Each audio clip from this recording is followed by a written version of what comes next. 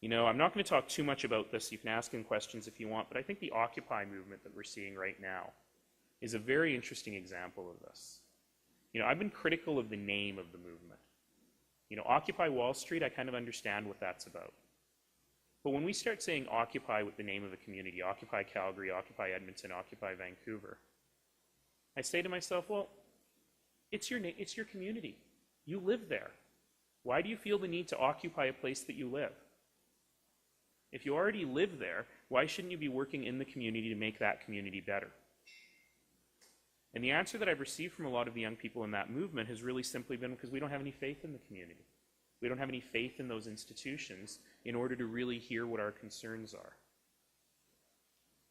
One can argue with tactics, and I will, but I think that there's an interesting gem there. There's an interesting truth there. So those three things, getting the city to revise outdated rules and regulations and get out of the way, empowering people to do what it takes, and really engaging citizens, I think are the three core principles of making change happen. And then really what we're talking about is massive cultural change. You know, at the city of Calgary, we're moving very quickly to move the city out of a place where it sees itself as a regulator of people's behavior into a place where it sees itself as a facilitator of people's success. So instead of me as a civil servant being successful, if I made you fill out those forms in quadruplicate, if I made you jump through every single hoop, I see my success as your success. Now, I often tell the story of the restaurant owner, the bar owner, who I met during the campaign, who was attempting to do some renovations to his restaurant. And he had this horrible story about all the hoops he had fallen through and how it was much worse and much less safe because it was taking so long to get his building permits from the people who theoretically were trying to maintain safety. But he told me that he was interested in getting a patio. This was in summer 2010. And he said, I think if I go through all the hoops and I get all of the things in place, then I should be able to open my patio in summer 2012. And I remember telling that story to the city manager before I was elected, and he sort of laughed at me. He said, no, we've streamlined our processes. He should be able to get it done by November 2011. Calgary is a marvelous place.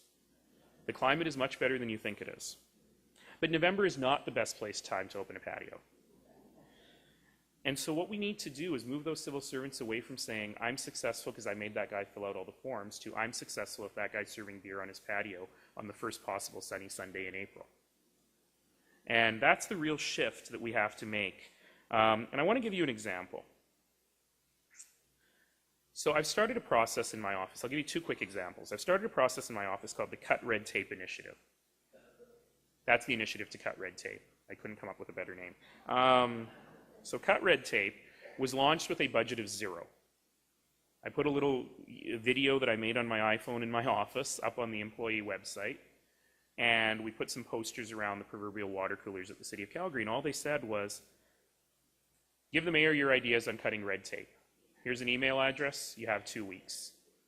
And I thought that we would end up getting a dozen or so ideas. And so my big plan was, out of those dozen ideas, I was going to pick 3 or 4 of the best ones, and I was going to make those people heroes, right, throughout the city. Talk about how great they were, encourage their colleagues, my colleagues, to be able to do the same thing. What ended up happening in 2 weeks is we got over 300 ideas across every business unit at the City of Calgary. And so my challenge shifted to, how do I make 3 of them heroes, but to, I don't have any money. How am I going to implement all 300 of these? But we're working on it.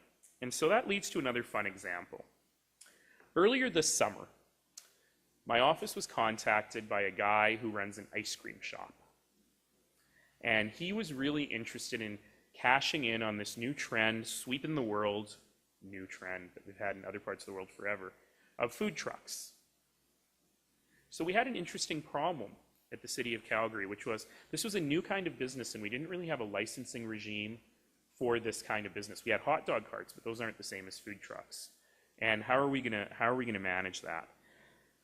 And I thought, you know, this is a great way to use this guy as an example of bringing people together to talk about how we can do a better job of cutting red tape and helping businesses to succeed. The only regret I had is that this guy approached our office towards the end of July, towards the middle of July. And I thought, geez, if he had come in March, then we could have had a food trucks running all summer. As it stands, we'll probably get food trucks for next summer. So we brought in the people from across the city who deal with this. We brought in people from public health, fire department, et cetera, et cetera, et cetera, and very quickly realized there were 3 things you needed to do to have this business work.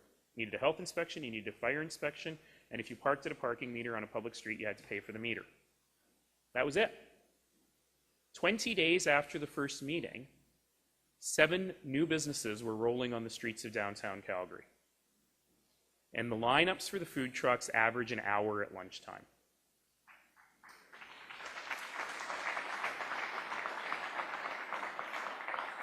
So what we were able to do is we were able to help entrepreneurs who wanted to start a business with a relatively low capital outlay, who clearly had a market of people who were interested in it, matching them.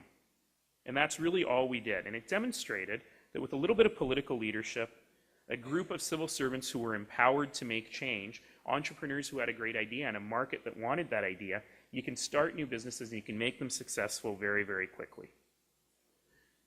So let me leave you with one thought before we go to a little bit of Q&A. I know we're so behind our schedule now and I'll probably get yanked off the stage relatively quickly, but the future city that we want, the future city that we all need, is well within our grasp.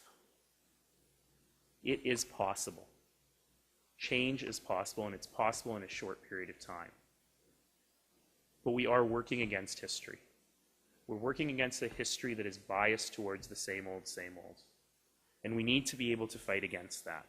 We need leadership from politicians. You've got that here in spades. We need support from industry.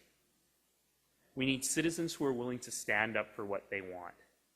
And we need governments that are willing to shift cultural change to allow us to achieve the vision. Once we have those things, all we need to do is do it.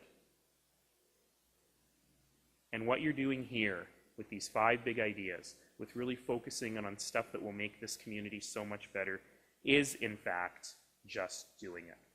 So keep doing it. And I look forward to seeing all of the changes. Thank you.